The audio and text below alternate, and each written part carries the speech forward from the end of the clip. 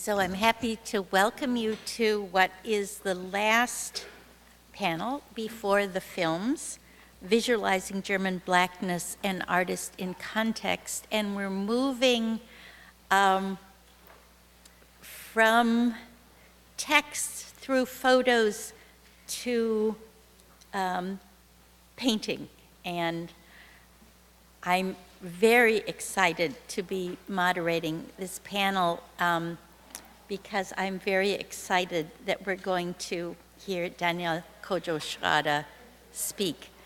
I first met Daniel when he came to the conference Remapping Black Germany, New Perspectives on Afro-German History, Politics, and Culture, which we organized at the University of Massachusetts in 2006. And we were also able to bring over a selection of his paintings and exhibit them, and they were just, took your breath away, as I'm sure we will soon see, though not with the vividness that you would see the original paintings.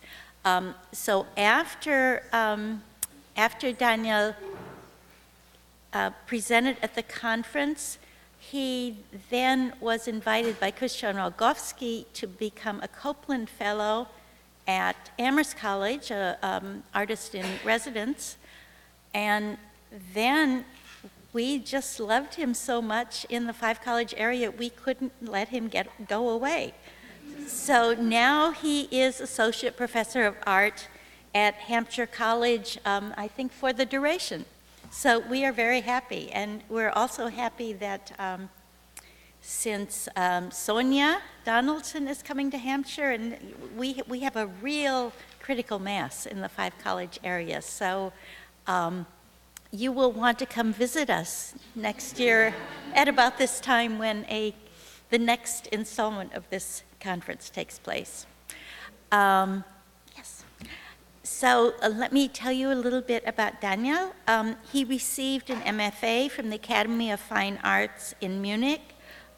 His paintings and installations have been presented internationally, including the Museo de Arte Contemporáneo in Oaxaca, Mexico, the Alliance Française, and in Kumasi, Ghana, the Haus der Kunst, München. Okay, now here's a name in Croatian that I really can't pronounce. The Grada Museum, and the Mead Art Museum in Amherst. He's taught painting at the Academy of Fine Arts in Munich, at the Kwame Nkrumah University in Kumasi, Ghana. He's received grants and awards from the Cusanus Foundation of Germany, the Academy of Fine Arts in Munich, and the government of Bavaria. His work is represented in various permanent collections, amongst others the Musea de Cuenca, Spain, Mako, Mexico, and the Bayerische Staatsgemäldesammlung in Munich. So please welcome Daniel Kojo-Schrader.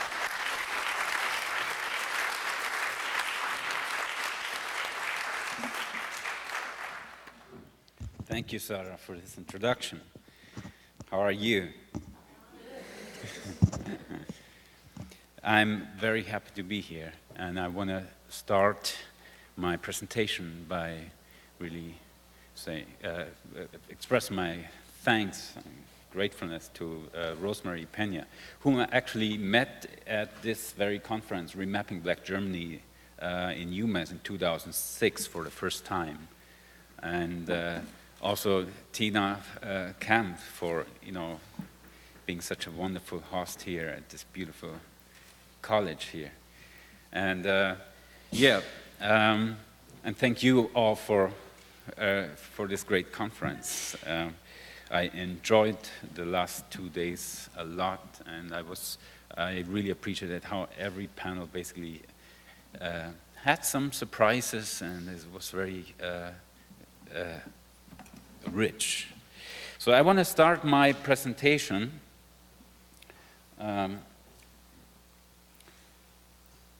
where do I have to point this towards? To you? or I cannot start it. They have to do that. I want to start my presentation with a quote, actually. But I would like to show you the first slide for that, the introduction slide. And we are going to wait for that. We are working on it. Here we are. Here we are. At the crossroads, painting and performance. So there is this art historian, W.J.T. Mitchell, who wrote, quote, "If pictures were people, what kind of people would they be? Would they have a color or a gender? Would they have a language and a culture? If picture were people, what would they want? Equal rights? With human language, perhaps? But that doesn't mean that they would want to be transformed into language.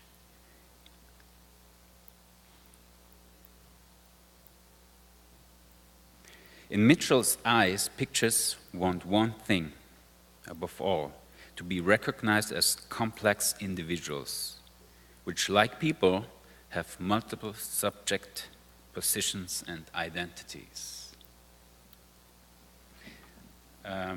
Mitchell teaches at the Chicago Art Institute, University of Chicago, sorry. And this quote is actually from my catalog, Afro Sat 1, which was published last year, and I drew it out of a text from Tobias Nagel. So I'm going to present you some of my work. I decided to focus on two series of paintings and one of my more recent performance work. The two series I want to introduce you to is the first one is called Afronauts. Afronauts. It's a series I'm working.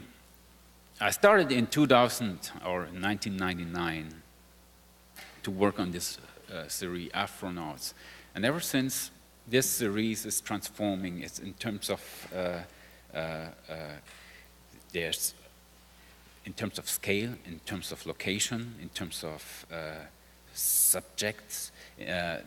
I'm working on building up a huge archive, my own cultural archive, if you like. And so this is a huge shelf, and so that makes it possible for me to have this series grow endlessly. We'll see how long I will work on that. I will speak a little bit more about the Afronauts series, or go into detail about what kind of nurtures this series. But let me first introduce the second series I'm going to present today. Is a Brother Beethoven series, which I also started in 2000. And Brother Beethoven kind of dealing with this icon of Western societies and kind of challenging this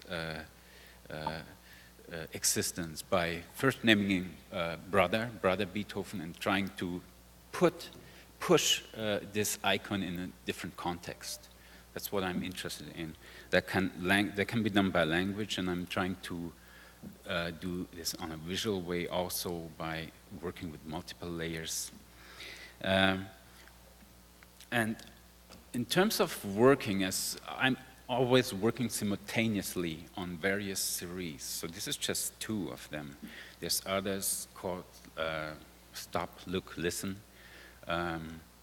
There's a permanent, in my studio I shift between, I jump in between this series, and also a painting or a piece, an installation, painting installation can start within one series and then be assigned to a second series. So that's a fluent process, which you will understand if I show you some examples and some process. I prepared some processes examples also. But first, one word to the Afronaut series. The Afronauts, before you see actually one, the Afronauts, they appear with helmets, with caps. They wear spacesuits at some point, or they wear mirrors, weapons. The Afronaut actually tries to renegotiate identity ascriptions. So that's a central part, reclaiming the power of defining identity and developing a space and creative space that supports that. And in that context, the sign you see up here is an Adinkra sign, an Adinkra, a Ghanaian Adinkra, for Anansi the spider. So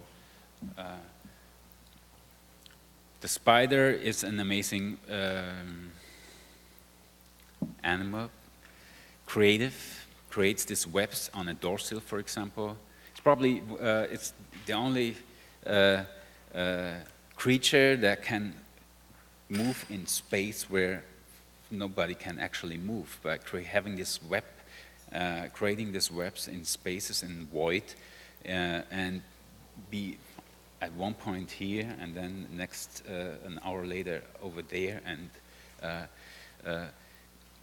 this preliminary space of the doorsill interests me a lot, where you have this moment of this blink of entering one space, leaving one space and entering another space. So the spider is in many aspects very important. Besides, of course, the Adinkra stories, which is something, I'm also showing this because my father is from Ghana, West Africa, so so this Anansi tales mattered.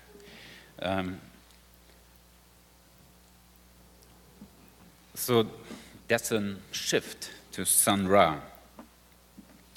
Sun Ra on the left side, the musician, the poet, the composer, the performer, cosmic philosopher.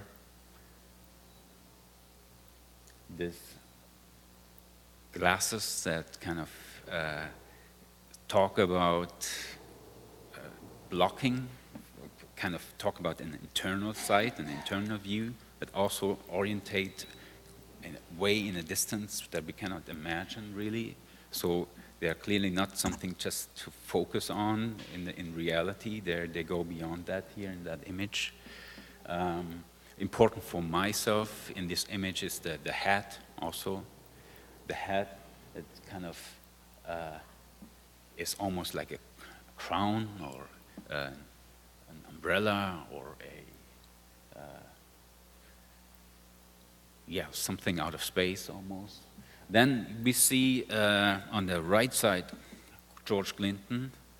That's the cover of Mothership Connection 75 record, and with his group Parliament. And you see his position. Is he's on the doorsill actually, like the spider. Is he giving birth? Or is he moving in or out? So what's the direction here? It is a great decision, an amazing situation, a moment, and a decision to come up with a photo like this. The doorsill of a spaceship. Back to Anansi. Anansi is also, in terms of, it's a trickster. So there's no kind of boundaries in terms of space, in terms of time, in terms of positioning. And the trickster can throw a stone today and hit a bird tomorrow. So, you know, that signifies or that clarifies everything, basically, about them. And that's why they're so fascinating and why they're so important and why, you know, for a huge variety of artists from all kind of different contexts, these figures are really important. And so Anansi is just one of them. So I want to show you some more contemporary tricksters. So you see Felix the Cat. And there's El Araira, John Henry's Watership Down, Bugs Bunny. There's Wile E. Coyote, the coyote. The coyote, the trickster of the Native Americans. The coyote also prominently featured in Joseph Beuys' performance, I Like America and America Likes Me, performed at the Gallery René Bloch here in New York in 1974. His performance was like, you know, he would arrive by plane in JFK. There was an ambulance waiting for him. They would put him in this ambulance directly from the plane, drive him up to the gallery, and really carry him inside of the gallery. And there was a space, a caged space in the gallery, actually the main space of the gallery, reserved for there was a coyote waiting for him, a pile of straw, a pile of Wall Street journals, a pile of felt blankets, and he had his stick with him. And so Beuys spent a day, a night, and another day with this coyote. And after this performance was done, the ambulance just came, picked him up, put him directly back to JFK in his plane, and he went back to Europe. So, so he met with this trickster instead of kind of having these complicated meetings with all these curators and galleries. And I mean, nobody knows what he did really at night, you know. But however, so the coyote, the trickster here in context with Beuys. But I see also Lee Scratch Perry, who is the founder of the Black Ark, who's a performer, a composer, a trickster, as a kind of a trickster. He made this comment at some point, not all aliens come from outer space. You can find this in Brothers from Another Planet, John Corbett's Brother from Another Planet. So he is other comments of him kind of try to deal with this question of, you know, belonging and essentially kind of trying to play with this, play with that, and kind of with the creative focus, the production, the music, whatever he produced, his performances was in the center. So for myself, there was a very important thing in conjunction with an interview I read of Henry Louis Gates, who was asked from a German journalist about his Encyclopedia Africana when he published, when he presented that. You know, this kind of with an ironic undertone, this journalist would ask, "What is in your encyclopedia? So is there who is in there? You know, what people do have you in there?" And he said, "You know, there's Beethoven. Beethoven is in there, for example." So, and having also this presence of Sun Ra, presence of Lee Perry, and stumbling over commercials like that one. I'm showing you that one.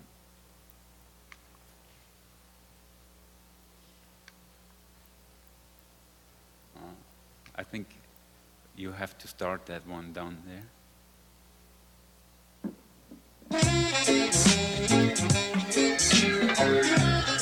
I am the alien from outer space. Shazam! I am here with my brain and my suitcase to collect only good brain, only good, perfect, solid, good brain. I live in space and I'm just a visitor here. I am coming through the earth, wind, and the fire. And I say to you, have Guinness extra cold and be happy. I'm in Dublin with the Guinness Stout people to collect the collective brain from outer space. Woo! Extraterrestrial, extra cold Guinness Stout. Good brain. That was in reference to yesterday evening. You know, we had lots of beers. So beer seemed to be in the center of, no, that's actually not true because it's Guinness. Yeah, that's just to give you an impression of, I mean, he does heavily commercialized now, so, you know, it's kind of, there's also a sad aspect in his more recent productions. However, I'm going to show you the first painting. This is a fairly big painting, 84 by 150 inch. And this one started as a Brother Beethoven, so you can read actually some of the writing on the top of this painting, Brother, and on the bottom some fragments of the word Beethoven. And this is a piece that has easily like 15 layers and transformed multiple times. Started very, very different, and I show it to you in a different context. So in terms of space, you see having more an impression about the scale of the piece.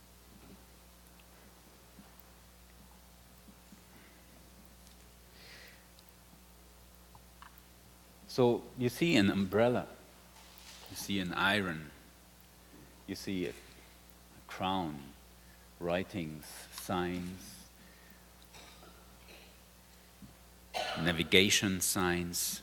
So it is packed of, you know, out of my shelf, out of many aspects of my archive show up here, but there are many more that they are invisible because they are covered by some layers. And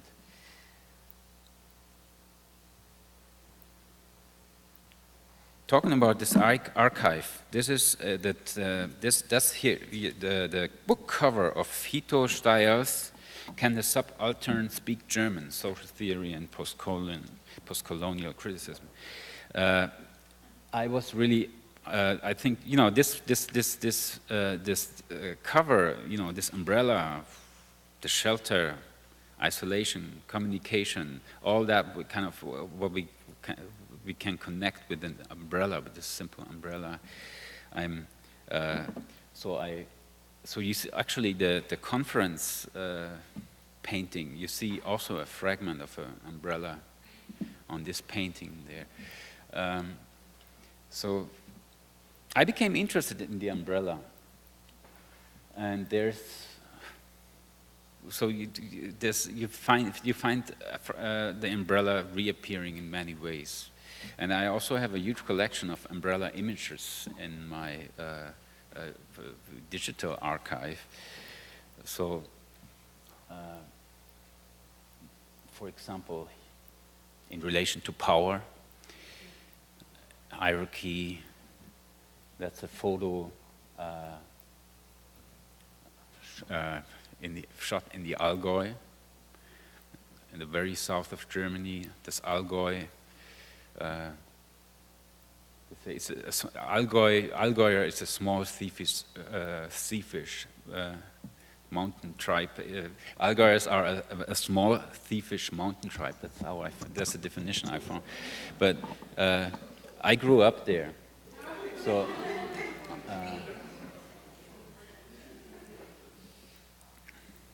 But I'm not related to these persons here.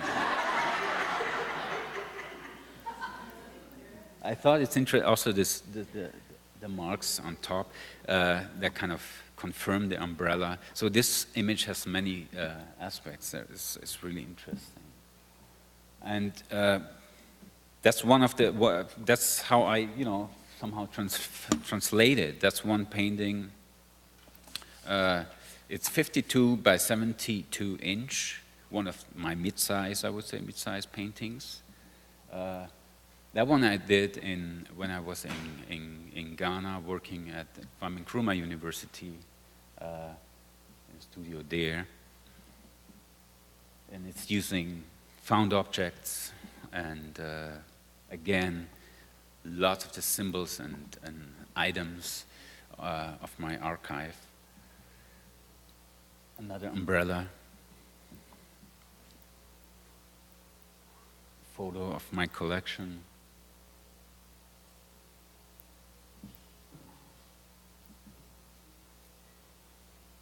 And these paintings are all called Afronauts. So I give them specific numbers. I have Afronauts P72/4, for example. These two Afronauts are more recent. They're from 2011. They're fairly small. They're 9.5 inch by 12 inch, each of them.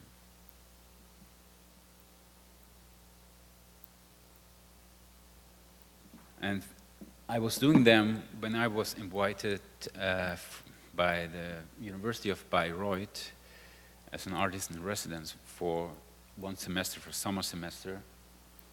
And so I worked with their archive. They have an archive collection. And I worked with students. I had a seminar there, so we started working on this archive, going through this archive and pulled some of the paintings we found out of this archive and transferred them on my work and copied them into my work. And so you have this one. Do you see the writing down there? It's the backside of a painting that we found in the archive, because the painting was painted on a cardboard which belonged to a box, for a cheese box. There's this, you find la vache qui rit in many francophone. So I made a series of Afronauts francophone. And there's another series, Afronauts lusophone. And the third one, Afronauts anglophone. But we will see them later. And you will find aspects on quotes of the work that I digged out from the archive, from this memory that is stored there in this museum, and kind of re-energize that. That's another larger Afronaut painting. It's 72 by 52 inch. It's from 2008.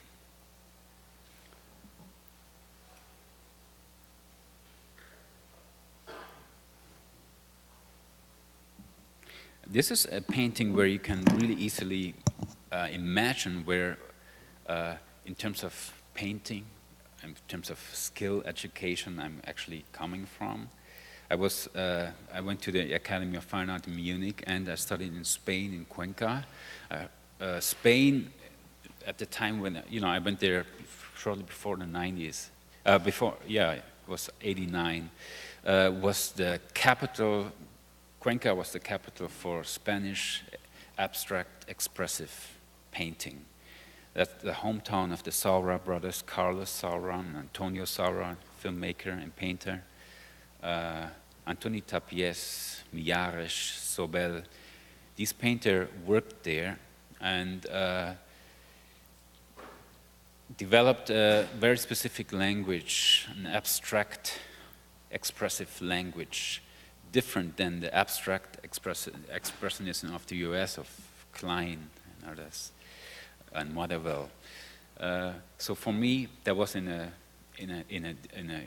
manageable distance, and I was fascinated by this kind of painting, which I wasn't able to find in such an active way in Germany.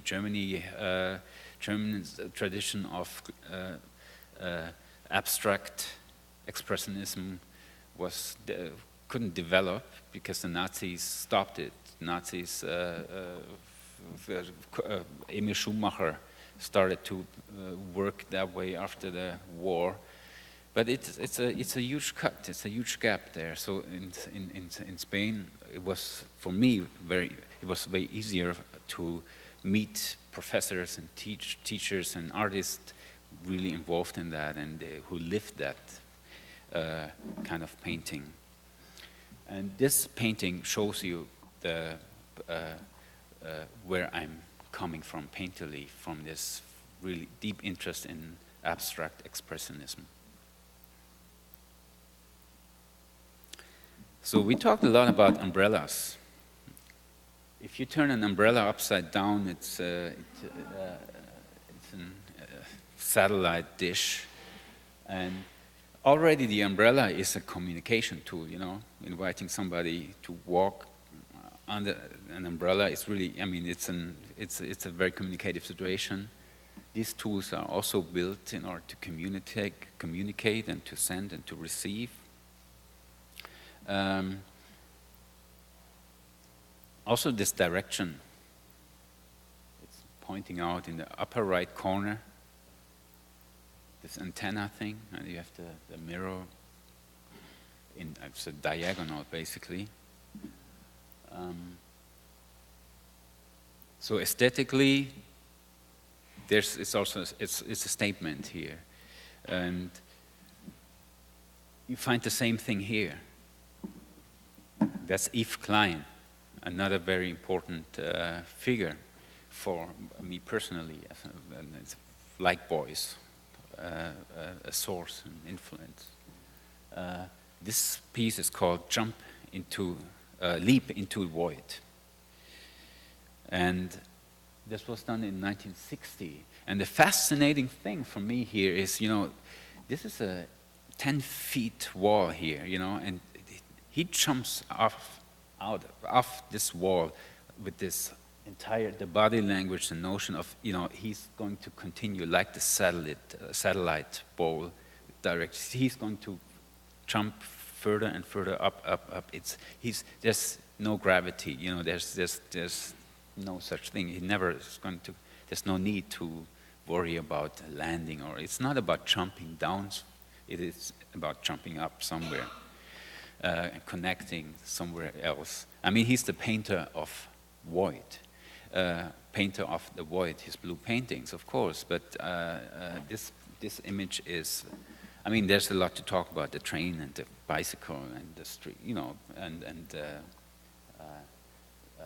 the quarters that it's kind of structured in. But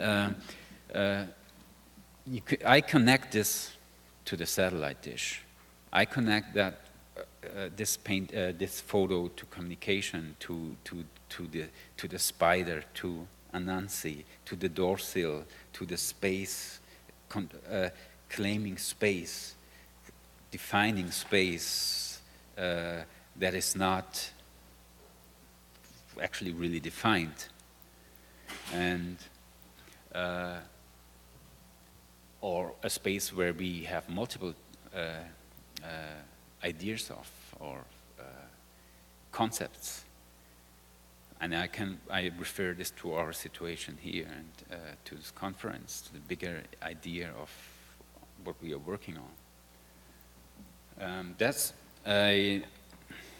another try of there's a painting, a small 8x4-inch painting. It's a self-portrait, basically. I'm not doing that very often.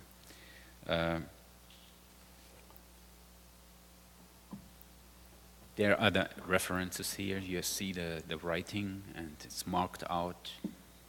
Those of you who are familiar with Jean-Michel Basquiat, that's one tool he often use.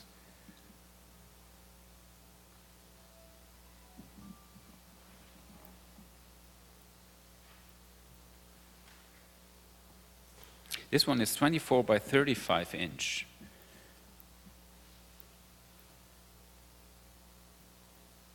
Also astronauts called astronauts.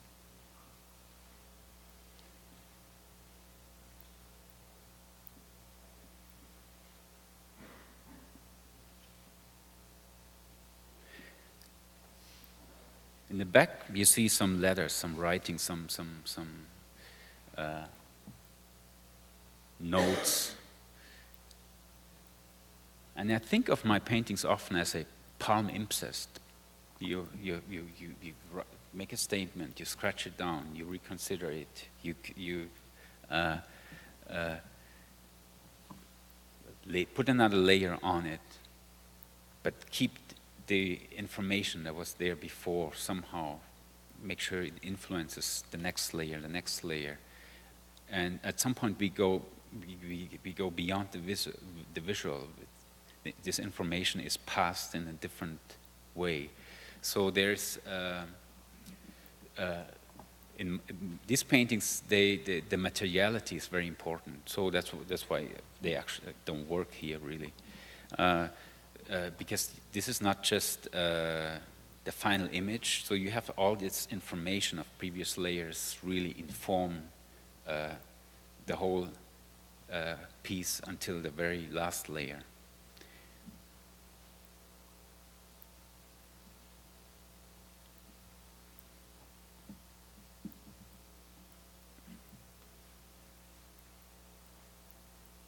This one is a slightly bigger painting, is 60 by 50 inch.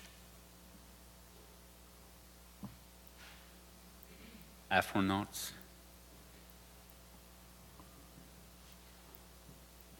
And the next painting actually shows you that I use the same material for different paintings. You see these guys with these helmets and these lamps.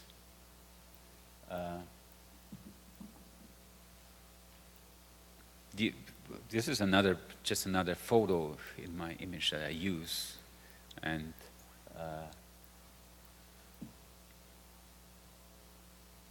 in this case, I think it's a photo of South African miners.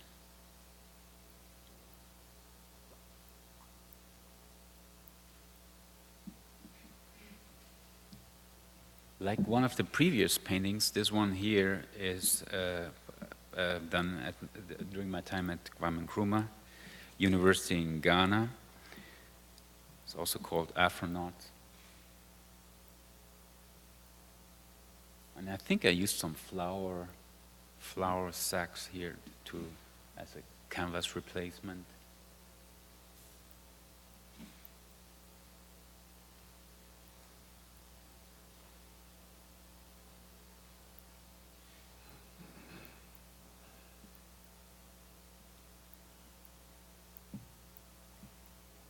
The more recent, smaller astronaut. So there's not necessarily, there's no need of having a figurative aspect in a painting in order for me to be able to name this a piece an astronaut. So there's not necessarily figurative moments.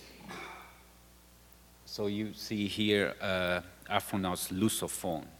So we jump here back and forth. That's a piece I did in Bayreuth.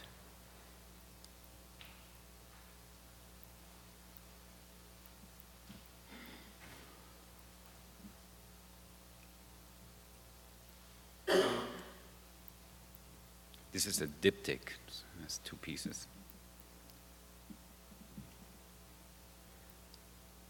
That's astronaut's francophone. And you have again La Vache qui rit and also some some, you know, this my more recent interest in underwater metaphors, you know, related to Amiri Baraka, for example. At the bottom of the Atlantic, there's a railroad made of human bones. Or, you know, the Ortholith group, Hydra Decapita, one video piece of them, Kojo Eshun. So these people really worked heavily on these topics, on this underwater metaphors. And so I'm collecting material in this regard and try to recontextualize that and use this also for my Afronaut series. This is actually a painting installation, that's how I call it, because you can see the canvas, the actual canvas is way smaller. So the whole slide is a photo of the wall, because I continued this painting on the wall, so the writing is painted directly at the wall. And so wherever this is presented, it would have to be completed in that way.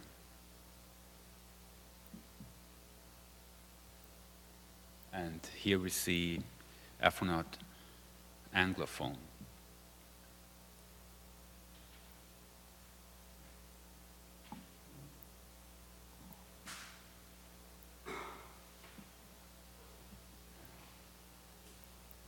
Again, with this building this reference to the Atlantic.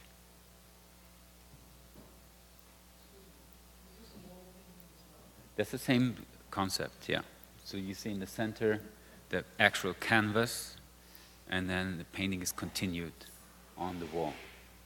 So the bicycle wheels and the helmet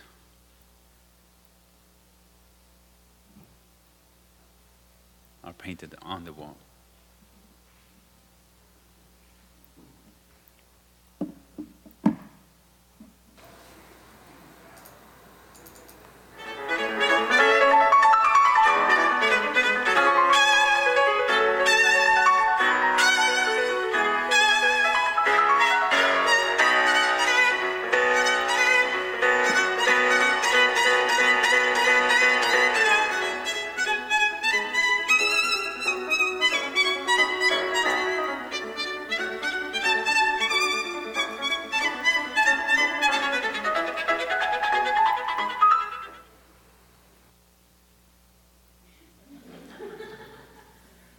I'm sure some of you know what that was. That was Beethoven, of course. That was good. That was Beethoven's Kreutzer Sonata. Kreutzer Sonata, Opus 9 für Geige und Klavier, Violine und Klavier. And Beethoven originally wrote this piece for Bridgewater. His first name was George Bridgewater. George Bridgewater was a black violinist from Great Britain, and Beethoven wrote this piece for him. And there are various stories why Beethoven at some point designated this very piece to Kreutzer instead of to Bridgewater, even before it was played in public, performed in public for the first time. Kreutzer actually was so upset because he knew that the piece wasn't actually written for him. The piece was actually written for Bridgewater, so he refused to play it. Kreutzer never played this piece, even though we have this name, the Kreutzer Sonata. So that's, you know, that's just one aspect of the huge Beethoven thing. And earlier I talked about the icon, and there's other facets of Beethoven and his Surinamese heritage, you know. And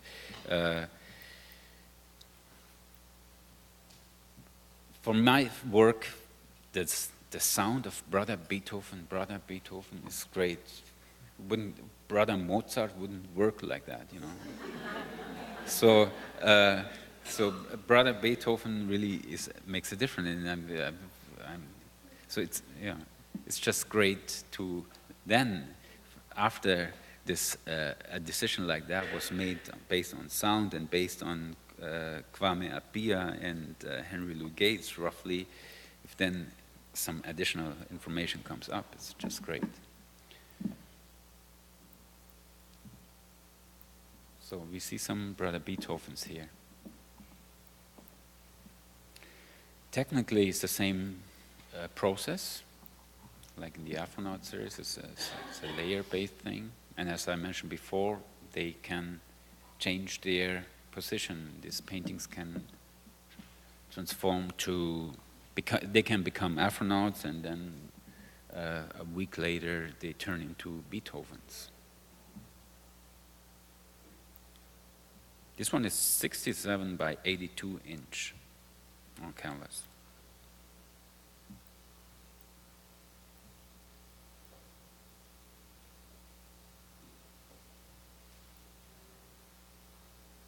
That's exactly the same format. That's actually in the president's office of the president of Hampshire College currently.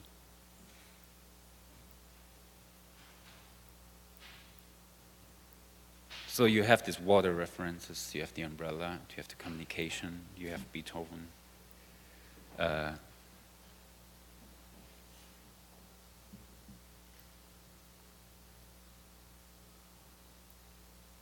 you have a rough idea in the lower part, you know, of the you get an impression of the expressive painting practice here.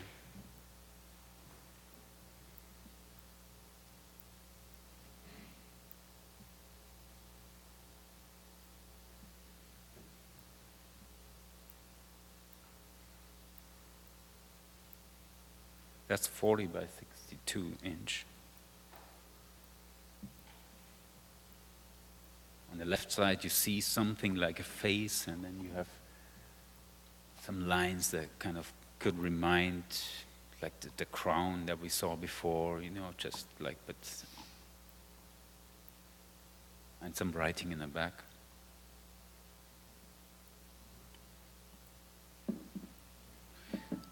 Afronauts, P94, 52 inch by 72 inch. Here's other photos. You see Gordon Parks, Thomas Roof, Reinke Dijkstra, who is actually currently a wonderful retrospect here at MoMA. So the photo on the lower right, that's a Gordon Parks photo. And the photo of the girl is Reinke Dijkstra. And you see some instruments to measure location, navigation, to orientate, navigate, but in a ship sailor context. So you have again the water coming up here.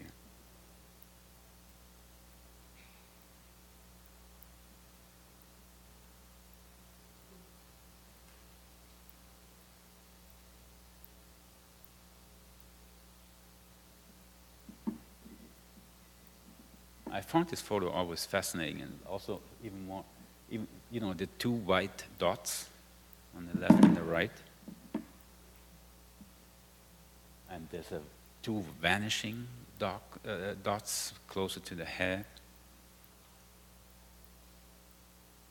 In terms of light, in terms of light composition, it's an amazing photo.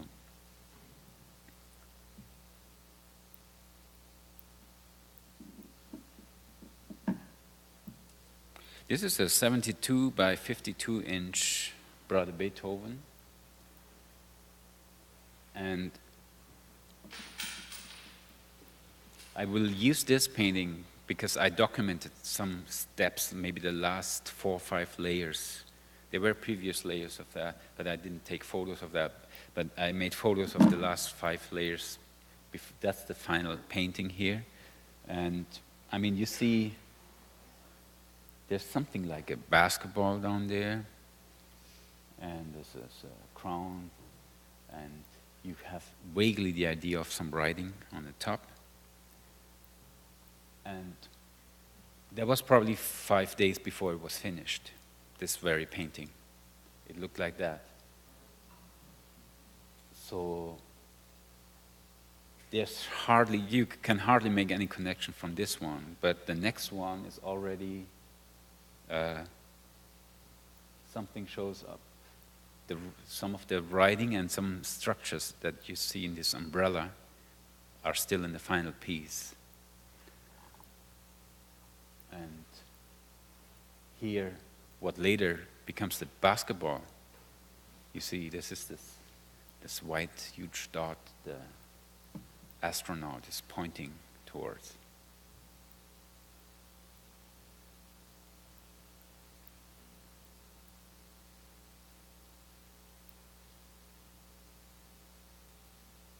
So you can compare it. So we have this.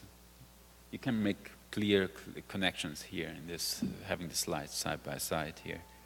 I'm showing that in order to make to show you how radical actually decisions in the painting process are.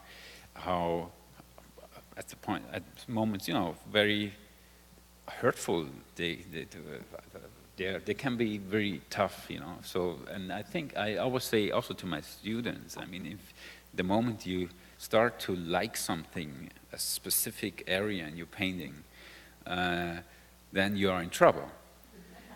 Because both, you know, then you start kind of preserving this area and you paint around it, and you don't want, you know, the next steps are kind of usually influenced by what you consider a great spot in your painting. So, and that's problematic, because then the rest of the painting is, what are you going to do with that? Kind of painting everything in support for this little spot or bigger spot, or so there are moments where I think we have to kind of be very radical in that, and destructive in a way, and in order to move forward, to come up with a solution for something, to come up with a possible final version, we have to you know, to get rid of what we probably like for some time, or think that's great or really good, in order to speak about something else. And for me, on the left side, the readability is kind of, I'm missing something. You know, you have all these icons and objects there, but you know, okay, there's a certain strangeness that could be interesting, but that's not what it's about, you know. So for myself, for my working process. So plus, if you see this painting in original, there's a lot of material. This black is really, this black area is really changing. But when you change your precision as a viewer, it's because I mix marble sand and grinded cotton in my paints. I never buy ready-made paints. I prepare all this paint myself. So I can control I'm able to control the thickness of the paint and the fluidity of the paint, and build really up. So, and that's something that yeah, and that simply doesn't really come across with slides. Okay, so this is a more recent performance I did. It's called Blueberry Hill. I presented that, the first one, in my gallery in Berlin. And this recording is from 2010 in Bayreuth at the Eva Leber House.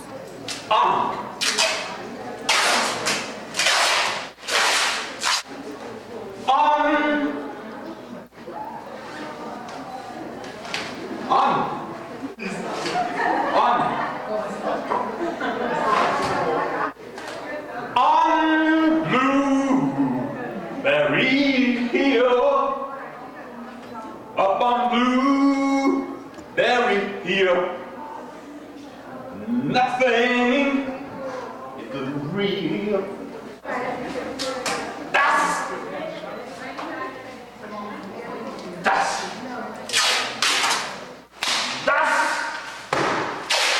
That's a 2-minute short version.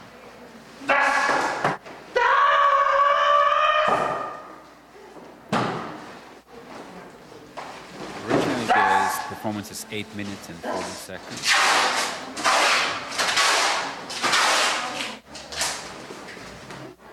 Das alles und noch viel mehr will ich machen, wenn ich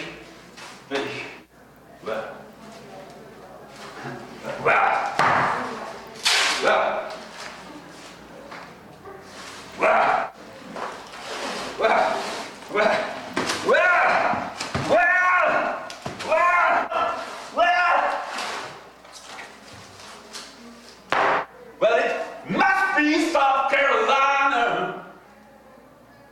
Mother told me that I was born there, but I really don't remember.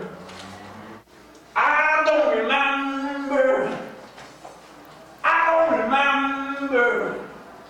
I don't remember. I don't remember.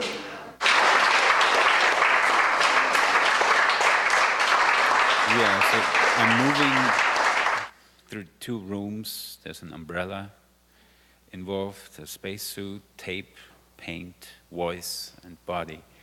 I mean, that gives you just a, there are 3 vocal sections. I never finish them, so they're pretty much the original length. So some of you probably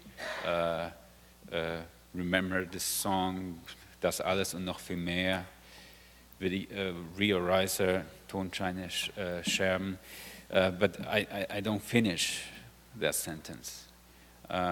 Also, the Blueberry Hill thing is a mix, actually, of Vince Rose's Blueberry Hill with Strawberry Fields, and then there's this, the final piece is also just this short sequence. Yeah, so thank you very much.